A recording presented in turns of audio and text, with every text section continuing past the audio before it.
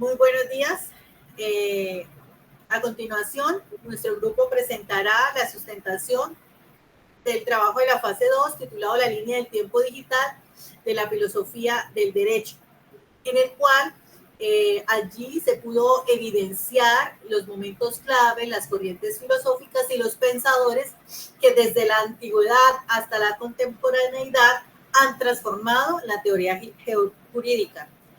A través de este recorrido vamos a comprender cómo las ideas filosóficas dieron ese origen y evolución a las leyes y a la manera en que entendemos el derecho hoy en día. Vamos a iniciar con la antigua, con la señorita Lisbeth Pérez. La antigua y sus principales corrientes filosóficas. La antigua no solo se consolidó en las civilizaciones políticas y culturales, sino que también dio origen a las principales corrientes filosóficas. La principal corriente filosófica fueron los sofistas, el cual pues el pensador fue Protágoras y Prodicio de Zeus, la corriente socrática, la corriente del realismo aristotélico, la corriente del estoicismo y la corriente del derecho romano. La principal corriente sofista, su concepto fue de la verdad relativa, el relativismo moral y jurídico. Su impacto presentaron el concepto del derecho positivo, cuestionando la fe en un orden natural puro, promoviendo la democracia de Atenas y el diálogo jurídico. En la corriente socrática e idealismo platónico, su pensador principal fue Sócrates y Platón. Su impacto vincula derechos con la moral y la justicia, influyendo la noción teológica del derecho. Tenemos la Edad Media, la cual se caracterizó por tener 5 corrientes filosóficas. Entre ellas, a saber, tenemos la patrística, la escuela jurídica de los glosadores, la corriente escolástica tomista, la corriente nomalista medieval y la corriente de la escuela de las comentaristas postglosadores. Estos se fundamentaron principalmente en conceptos como la ley divina, como la glosa y el método escolástico, la ley natural como participación de la ley eterna, separación de poderes y legitimidad secular, y sobre todo, en especial en la parte de los postglosadores, el concepto del comentario práctico para lograr la integración del derecho romano con las costumbres locales. ¿Qué impactó de esta corriente en la Edad Media? Impactó la consolidación de la doctrina que una norma injusta no es el verdadero derecho, y contribuyó al desarrollo de la idea de límites morales y jurídicos al poder secular y a la autonomía de las comunidades políticas. Es decir, empezó a formar corrientes políticas para lograr un consenso y llegar al poder, impactando de esta forma un legado romano en la práctica forense, fortaleciendo la dogmática aplicada.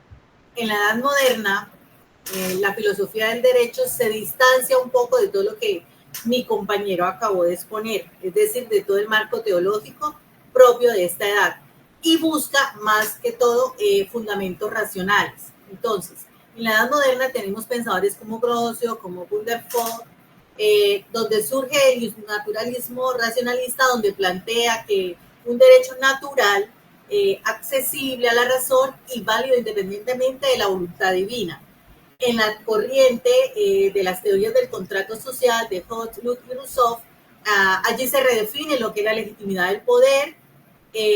Con Kant, la autonomía y la dignidad humana se convierte en ejes fundamentales, y finalmente con Betan introduce lo que es el utilitarismo, más que todo orientado a la utilidad social y a la condición o codificación de las leyes. En conjunto, podríamos decir que la Edad Moderna consolida la transición hacia un derecho fundamentado en la razón, la libertad y la legitimidad, preparando, digámoslo así, el terreno para los estados constitucionales que lo veremos en el siglo XIX. Entonces, en el siglo XIX, la filosofía del derecho ya se diversifica, es decir, se consolida corrientes que buscan explicar la historicidad y la dogmática y la función social del derecho. Por ejemplo, Hegel propone con el idealismo jurídico que donde el derecho se integra con el desarrollo de la libertad y el estado ético. La escuela histórica, allí Savigny resalta lo que es el espíritu del pueblo y critica lo que es la codificación apresurada. Austin fortalece todo lo que está relacionado con el positivismo jurídico temprano y define el derecho como un mandato del soberano separando de la moral. Con Marx y Engels desarrollan más que todo una corriente o una crítica materialista explicando el derecho como una forma burguesa y vinculada a las estructuras económicas.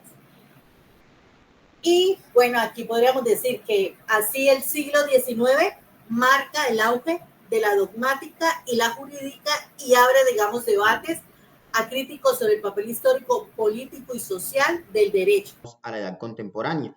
En estos vamos a encontrar ya teorías puras del derecho como tal, como fue el positivismo, la sociología del derecho, el realismo jurídico, la analítica pospositivista, el naturalismo procedimental y la teoría del principio. Digamos, pensadores como Hal Kense, que fue el que sugirió el tema de la pirámide normativa, de cómo las normas van teniendo su nivel una sobre otra, y siempre coloca como la Constitución en la parte más alta de esa pirámide. Digamos que el impacto que generó fue este marco sistemático y la jerarquía del ordenamiento jurídico como tal y el constitucionalismo. Fue Kelsen, como lo fue Max Weber. Digamos que ellos centraron las teorías del derecho mucho más fuertes, por decirlo así de esa manera, pero generaron un impacto también en la parte metodológica y pragmática y empíricas de la teoría que impulsa, digamos, todas las partes de las reformas procesales. Por el otro lado tenemos los positivistas, el análisis post-positivismo. Vemos a Hart también y el impacto que refina el positivismo a explicar la estructura de los sistemas jurídicos y las prácticas oficiales de la validez. Por otro lado tenemos pues el naturalismo.